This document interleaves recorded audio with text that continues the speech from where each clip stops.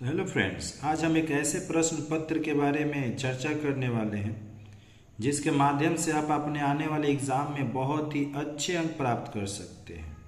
और ये प्रश्न पत्र कुछ और नहीं बल्कि क्लास 7 का ईवीएस का है, जो कि सेकेंड यूनिट टेस्ट का है। और आपके आने वाले एग्ज़ाम में ये बहुत ही अच्छे अंक इससे प्राप्त होगा। और चलिए उस महत्वपूर्ण प्रश्न पत्र को देखा जाए।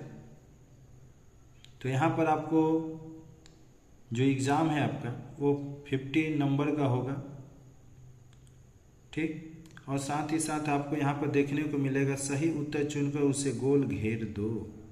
प्रत्येक जो प्रश्न होंगे ना वो एक एक नंबर के होंगे और टोटल 10 नंबर आपको यहाँ से मिलेगा। तो एक अपारदर्शी वस्तु है जल, लकड़ी, हवा और स्वच्छ कांच। दूसरा, मोरपट में सबसे ऊपरी रंग होता है। अब आपको बतलाने कौन रंग होता है, बैगनी, लाल, आसमानी कि नारंगी। वहीं 1.3 में देखिएगा, एक अचुंबकीय पदार्थ है। अचुंबकीय पदार्थ क्या है जी? लोहा, रबर, निकेल या कोबाल्ट।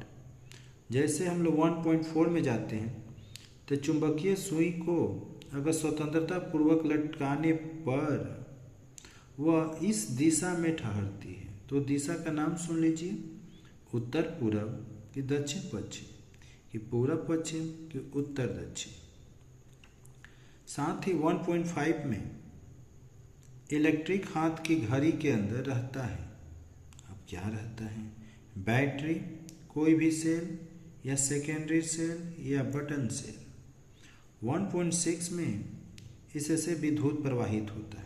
इससे विद्युत प्रवाहित होता है पुस्तक से, लोहे की चाबी से, लकड़ी की कुर्सी से कि चीनी मिट्टी के कप से। वहीं 1.7 में कपड़े की इस्त्री करने में इस ऊर्जा का उपयोग होता है। प्रकाश ऊर्जा, ताप ऊर्जा, चुंबकीय ऊर्जा या रासायनिक ऊर्जा। वहीं 1.8 में हम लोग देखेंगे जनरेटर को चलाने में उपयोग आता है। ताप ऊर्जा, डीजल, विद्युत ऊर्जा या प्रकाश ऊर्जा। वहीं 1.9 में पौधे में दो पर्वों के बीच के स्थान को क्या कहते हैं? प्रशाखा, कक्ष, पर्व या पर्व मध्य। वहीं 1.10 फूल का नर भाग क्या कहलाता है? वृत्ति, दल चक्र, पुंकेसर या गर्भकेसर।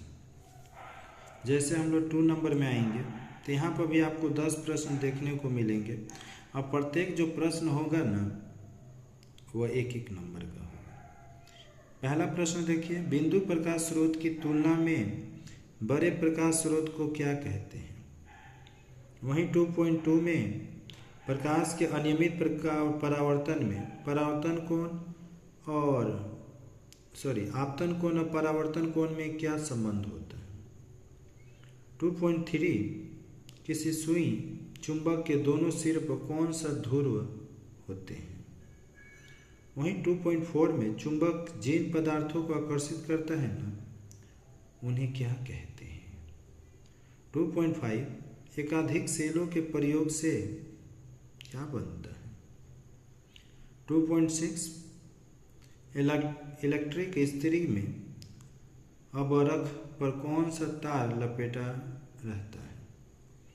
आइए 2.7 देखते हैं, पानी का पंप चलाने के लिए किस ऊर्जा का आवश्यकता पड़ती है? वहीं 2.8 में आप देखिएगा कि वायुकल यानी जिसको विंड मिल भी बोला जाता है, किस ऊर्जा को विद्युत ऊर्जा में बदला जाता है? 2.9 हम आलू खाते हैं, ये पौधे का कौन सा अंश है? और 2.10 आम के पेड़ में मिलने वाली जड़ किस प्रकार की जड़ है? तो दोस्तों ये थे हमारे प्रश्न जो कि 10 नंबर का भी 20 नंबर हुए। अगर अभी तक आपने चैनल को सब्सक्राइब नहीं किया है और बेल आइकन के बटन को प्रेस नहीं किया तो प्लीज़ चैनल को सब्सक्राइब कर लीजिएगा, बेल आइकन के बटन को भी प्रेस कर लीजिएगा और ज़्यादा से ज़्यादा अपने दोस्तों में इस वीडियो को शेयर कीजिए ताकि वो लोग भी तो इस वीडियो का लाभ उठा सके। अगर आप फेसबुक पर देख रहे हैं तो पेज को या प्रोफाइल को फॉलो कर लीजिएगा। चलिए नीचे देखते हैं। निम्न रिक्त स्थानों की पूर्ति उपयुक्त शब्दों से करना है। एक अप्रभ यानी अप्रकाशवान वस्तु डैश है। लटकता चुंबक सदा डैश दिशा में स्थिर होता है। वहीं 3.3 में विद्युत परिपथ के कार्य न करने पर उस परिपथ को डैश कहते हैं। 3.4 ईंट को पकाने में डैश ऊर्जा का प्रयोग होता है। 3.5 पत्तियों में बना भोजन डैश वाहिनी के द्वारा पौधे के नीचे तक जाता है। तो दोस्तों अब हम लोग नीचे देखेंगे 4 नंबर। निम्न प्रश्न के उत्तर 2 या 3 वाक्यों में लिखो। प्रकाश के एक नियमित परावर्तन के 2 नियम को लिखो। 4.2 में चुंबक का उदासीन क्षेत्र किसे कहते हैं।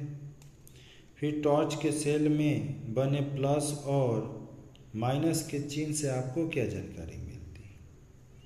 इसी का अथवा है सेकेंडरी सेल किसे कहते हैं। 4.4 में देखिएगा जनसंख्या में वृद्धि के 2 प्रभावों को लिखो। वहीं 4.5 में स्वपराग योग किसे कहते हैं, उदाहरण दो। और इसका एक अथवा में है मध्यवर्ती अंकुरोदम किसे कहते हैं। आइए 5 नंबर, जहाँ पर आपको बड़े प्रश्न देखने को मिलेंगे। तो 5 नंबर में पहला प्रश्न है, यहाँ पर बोल रहा है 3 या 4 ही वाक्यों में आपको उत्तर लिखने हैं। अब प्रत्येक प्रश्न एक तरह से कहा जाए तो 3-3 नंबर आपको रखते हैं अपना वैल्यू। प्रकाश किसे कहते हैं। छिद्रित कैमरा में लौ को छिद्र से दूर ले जाने पर प्रतिबिंब के आकार पर क्या प्रभाव पड़ता है, क्यों। इसी का अथवा आप देखिएगा, प्रकाश का नियमित परावर्तन किसे कहते हैं, नियमित परावर्तन किसे कहते हैं। 2 वस्तुओं के नाम लिखो जिससे अनियमित परावर्तन होता है। 5.2 में परिभाषा लिखना था प्रेरक चुंबक का, चुंबकीय ध्रुव का और प्राकृतिक चुंबक का। अथवा इसका भी है कृत्रिम चुंबक किसे कहते हैं। विद्युत चुंबक की शक्ति को बढ़ाने के 2 उपाय लिखो। 5.3 में देखिएगा प्राइमरी सेल किसे कहते हैं, इसके किस सिरे पर प्लस का चिन्ह और किस सिरे पर माइनस का चिन्ह होता है। वहीं 5.4 में सौर ऊर्जा किसे कहते हैं, सौर कोष और सौर पैनल किस प्रकार कार्य करते हैं। और इसका भी अथवा है जी जैव गैस कैसे प्राप्त होता है। पर्यावरण मित ऊर्जा किसे कहते हैं और ये किस प्रकार इस प्रकार के 2 ऊर्जा का नाम लिखो। आइए लास्ट 5.5 पेड़ के तने के किन्हीं 3 कार्यों को लिखना है।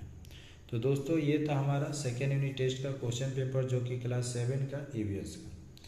अगर आप इसी तरह के अन्य प्रश्न पत्र को देखना चाहते हैं तो प्लीज़ चैनल के प्लेलिस्ट में जाकर आप वहां से भी देख सकते हैं और साथ ही साथ एक तरह से डिस्क्रिप्शन में भी लिंक रहेगा, वहां से भी आप देख सकते हैं। मिलते हैं नेक्स्ट वीडियो में, तब तक के लिए जय हिंद, जय भारत, वंदे